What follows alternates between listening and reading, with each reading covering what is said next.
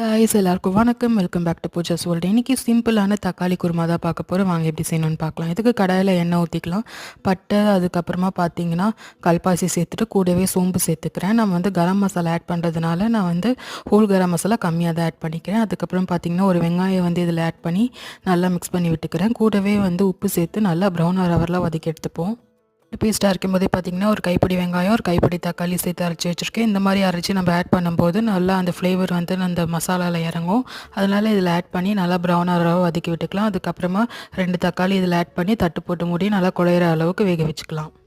நல்லா வெந்தது. இதில் வந்து 1 டேபிள் ஸ்பூன் குழம்பு மிளகாத்தூள், 1 டேபிள் ஸ்பூன் வந்து தனியாத்தூள், அப்புறம் ஒரு பிஞ்ச் கரம் மசாலா, ஒரு பிஞ்ச் மஞ்சத்தூள் சேர்த்து நல்லா வதக்கி விட்டுருவோம்.